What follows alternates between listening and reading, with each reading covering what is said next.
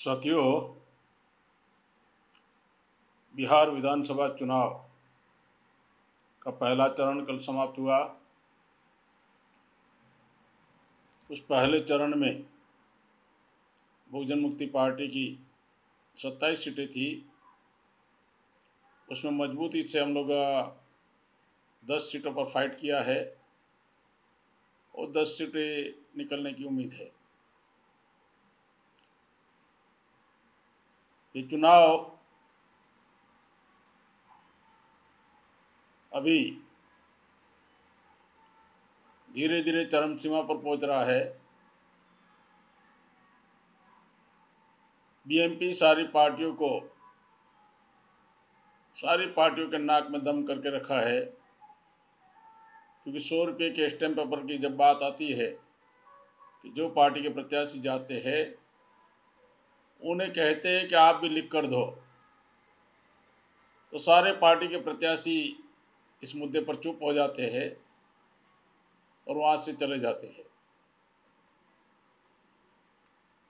साथियों, इस चुनाव में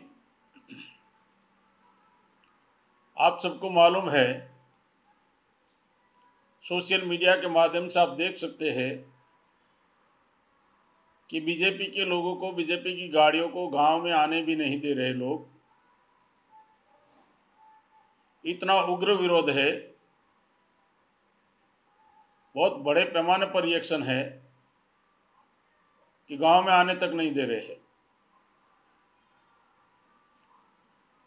और प्रधानमंत्री नीतीश कुमार की रैलियां फेल है, प्रधानमंत्री की भी रैलियां फेल है। गया से लेकर कल पटना में थी, 5000 कुर्सियां थी और मुश्किल से 1200 लोग थे। मुजफ्फरपुर रैली, दरभंगा रैली, सारी रैलियां फेल है, ताकि उनके पास बताने के कुछ है नहीं।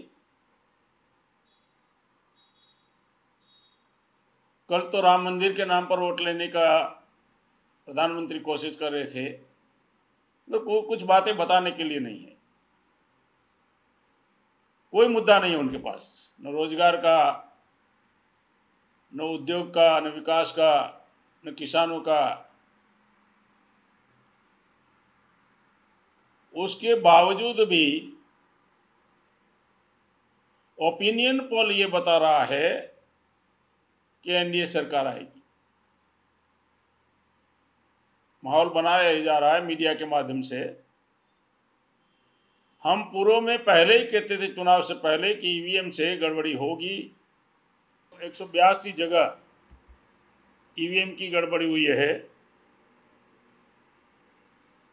ताकि बीजेपी को ये चुनाव जीतना मजबूरी है, किसी भी हालत में, किसी भी परिस्थिति में। इसका कारण है कि अगले साल 4 राज्यों का चुनाव है। बंगाल का चुनाव है, तमिलनाडु का चुनाव है, केरला का चुनाव है और असम का चुनाव है। इन चारों राज्यों की अगर सीटें मिला दिया जाए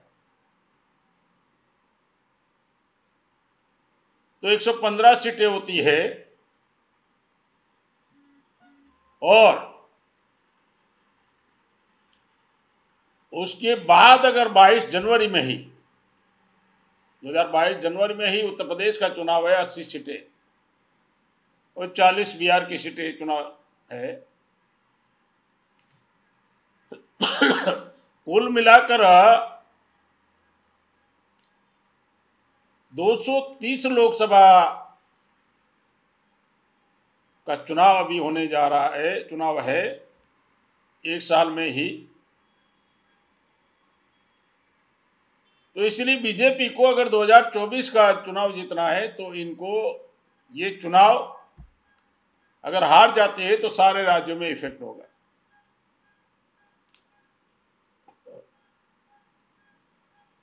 और बीजेपी के जो राष्ट्रीय अध्यक्ष है वो नड्डा की इमेज से भी जुड़ा हुआ है। पहला चुनाव है। बीजेपी ईवीएम का इस्तेमाल बड़े पैमाने पर कर रही है ऐसा अखबारों में भी सारी जगह लिखा हुआ है। लेकिन इस मुद्दे पर तेजस्वी यादव कुछ बोल नहीं रहे हैं। इसका खामियाजा ना उनको होने के बाद समझ में आएगा। कांग्रेस तो पहले से ही नहीं बोल रही है, कम्युनिस्ट पार्टी भी नहीं बोल रही है, और अन्य राजनीतिक दल भी नहीं बोल रहे ईवीएम के संदर्भ में, और मुद्दों से भटकाया जा रहा है। निजी तौर पर एक दूसरे पर आरोप प्रत्यारोप हो रहा है। बहुजन मुक्ति पार्टी 100+ चुनाव लड़ा रही है और मजबूती से चुनाव लड़ा रहे हम लोग।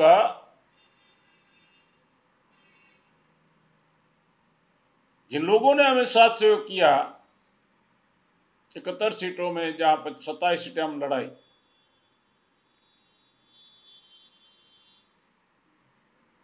आपको ताजुब लगेगा जहां हमारी सभाएं हुई उसके बाद बीएमपी को वोट नहीं देना चाहिए, इसके लिए उस एरिया में पैसे का बड़े पैमाने पर बांटना शुरू हो गया। अन्य पार्टी के लोग हमको रिपोर्ट बता रहे हैं कि आप लोग की सभा के बाद मोहल्लों में पैसा बंटना शुरू हो जाता है।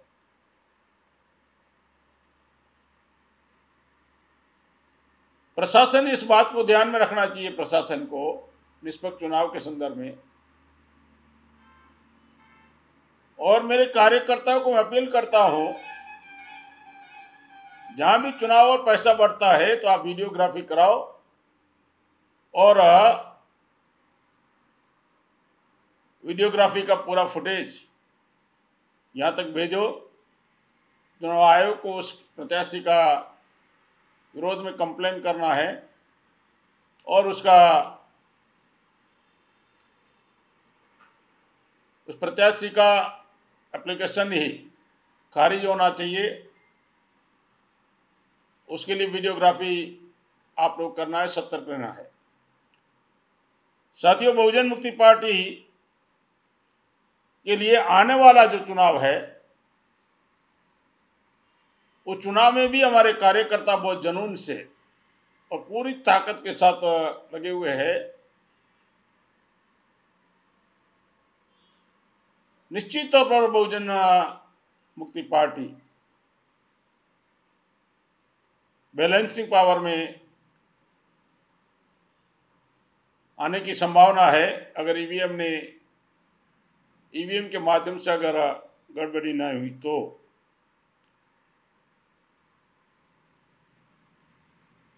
जहां माले की सीटें हैं, कम्युनिस्ट पार्टी की सीटें हैं, तो लोगों में ये रुझान है कि 32 साल जिन्होंने बंगाल में कुछ नहीं किया,